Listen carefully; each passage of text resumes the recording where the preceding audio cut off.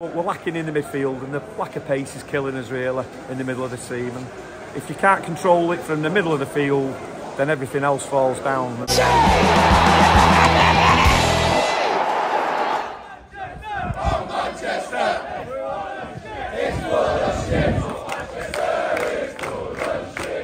I'm guessing a lot of Blues are coming to this game with a bit of a defeatist attitude after what's gone in the last few games and with the injury concerns. I've just looked at the team news.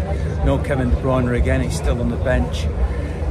So is this going to be the game that everybody's fearing? Is it going to go the way that they expect? It makes no difference to me. I'm still here, and thanks very much to Timpson as usual for supporting what I do, and to RRG Group, who are great supporters too. And obviously I'm always very grateful for what they do to support me. It's certainly an intimidating atmosphere, as you probably saw from the fans gathering in the early part of this video. But what do the ones, the match-going fans think of today? What mood are they in? Are they expecting a defeat? Are they still optimistic? Is this a title decider? Early to say that, but Pep certainly doesn't think it's going to be a decider of anything. And I think it's right, but still, if there was an 11-point gap and the City start this game, they're going to be 5th in the table. This is certainly a big one. Let's see what happens. Let's see what I bump into today. I mean, although it's close by, it's not my favourite ground at all. It's been one of our unluckiest places. I think I've seen it win us twice. One of them when I actually had hair. That's how long ago it was. And yeah, it's a pretty grim place for us. So, like a lot of people today, you know, if you offer me 0-0 and we can go home now, I'm off.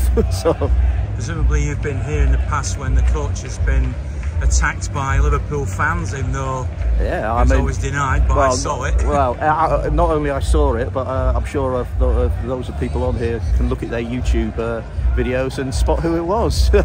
Strangely, Merseyside police can't, but you know, I guess they've got more important things to do. I've just walked through the gathering Liverpool fans. We're just under 2 hours before kick-off. Are you worried it's going to happen again?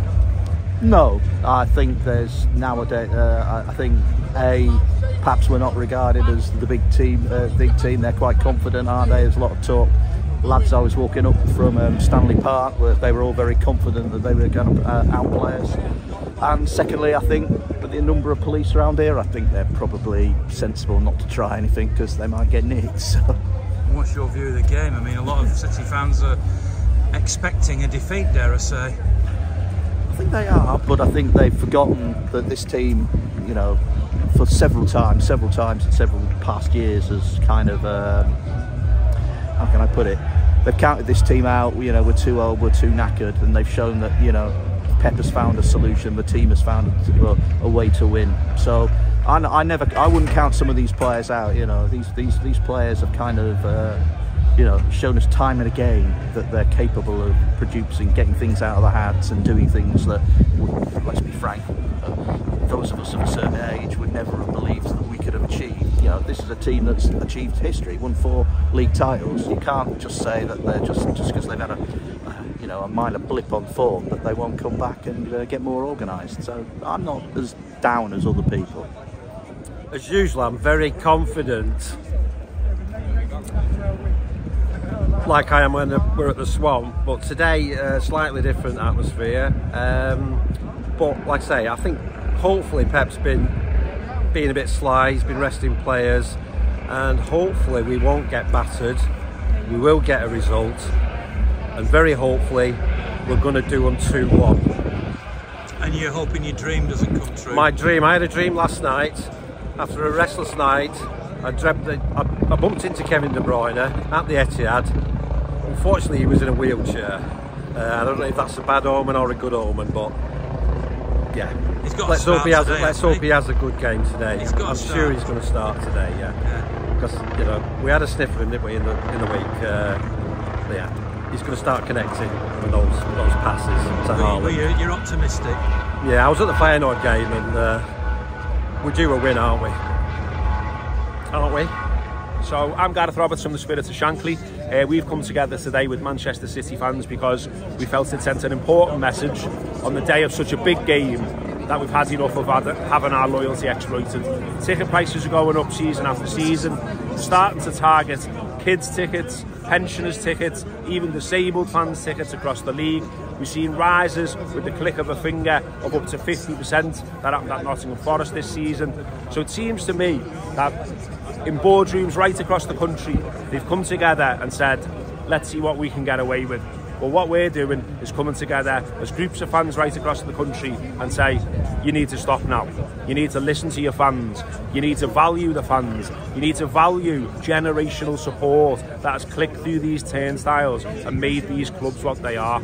And all the things that people value about the Premier League, the colour, the passion, the support, the flags, the banners, the noise, the atmospheres, slowly but surely those things are being eroded by just the chasing down of richer fans. It shouldn't be about a race to the richest fans. It should be caring about the communities that these clubs operate out of.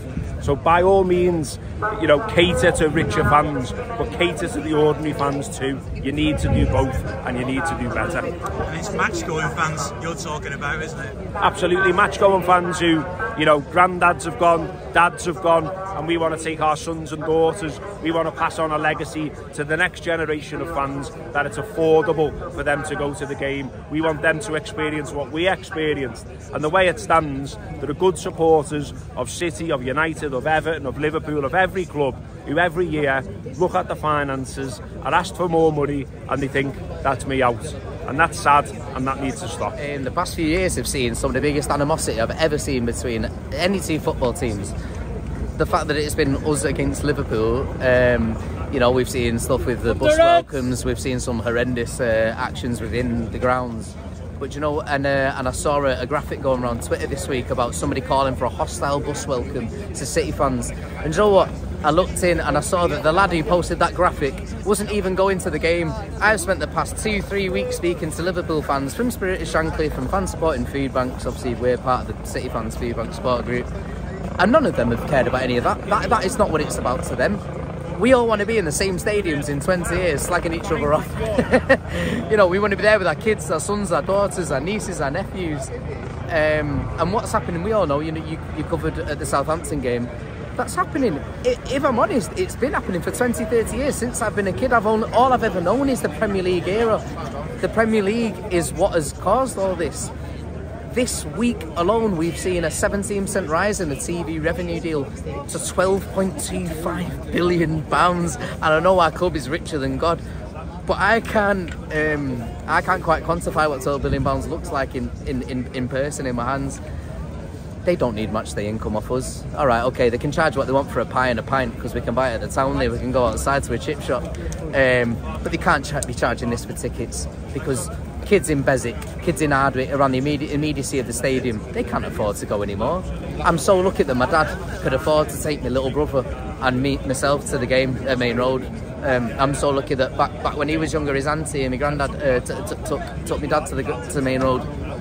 We're losing that. It's an existential threat to the game, and I think you'd be lying to yourself if you didn't see it. We see it in the atmospheres, we see it in the makeup of the ground ourselves. So I'm so glad that people like yourselves, there's a lot of media here today, there's a lot of City fans and there's a lot of Liverpool fans who are bothered. It's not just them. We got in touch with United. I don't like doing that, but United fans, Everton fans come together as well. This is bigger than just the one game. We all want to be here together, but football fans stick up for each other, and we deserve it because we make the game what it is.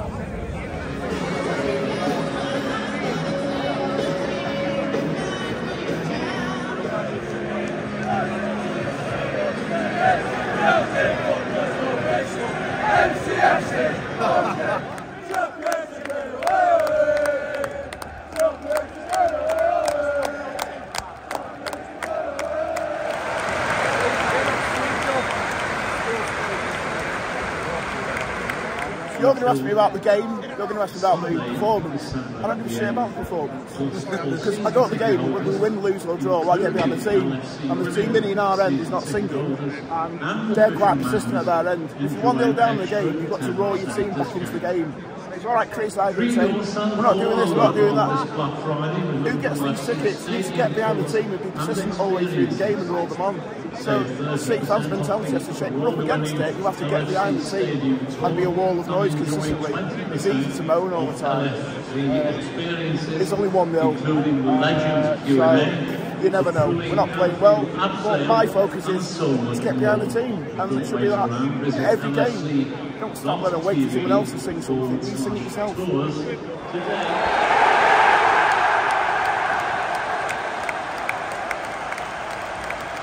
Well, we competed, but without creating anything really.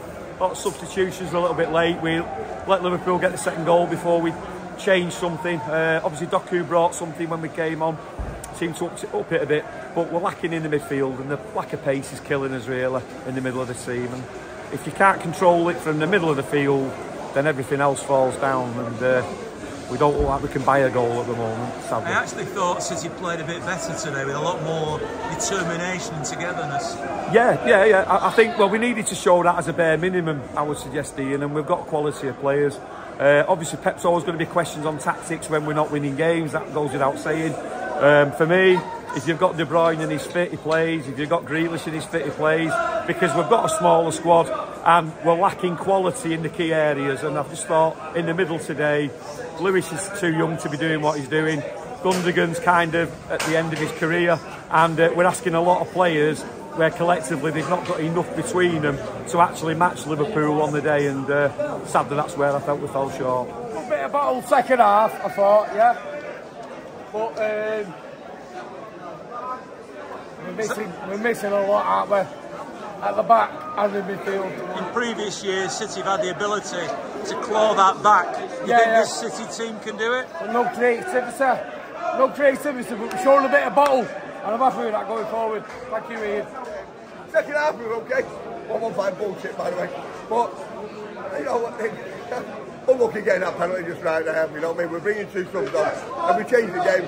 It's what it is. You know what I mean? We can't keep winning them. And Pep, our boss, going 6 like that made my day. Made my day. Do you know what? I didn't come into this with any expectations. So 2-0's not bad of a result in what it could have been, and it could have been 4 at half time. So it's disappointing, but look, we've had 4 in a row. They're all singing, they're all dancing, they're loving it, but we know who's the real champions at the moment. It is what it is.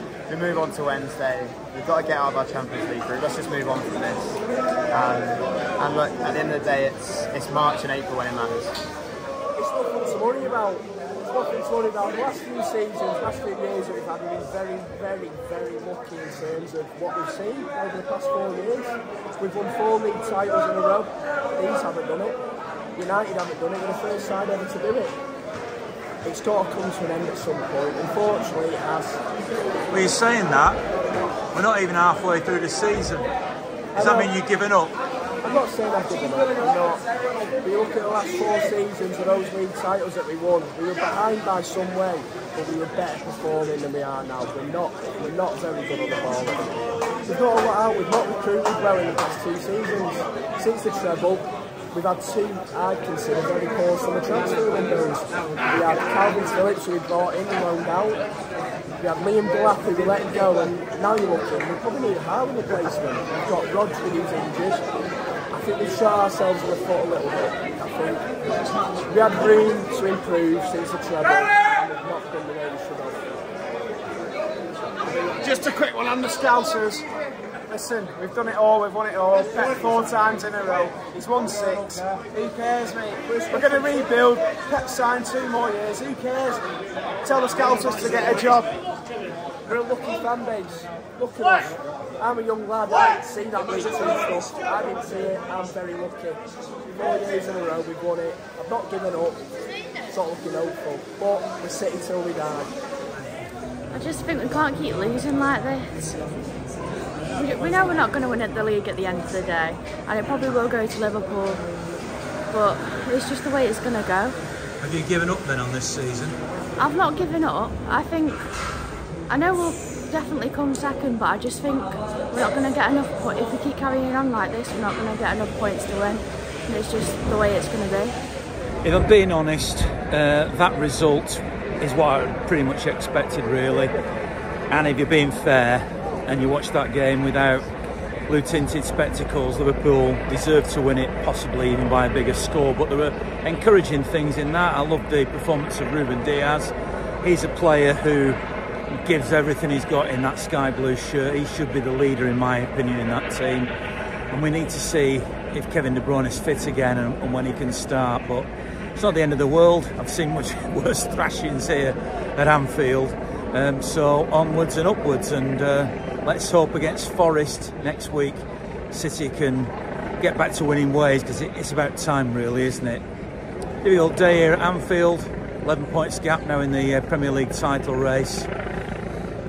Oh well, one of those days. You know what though? It's still great to believe blue, and you'll never convince me otherwise. Thanks for watching.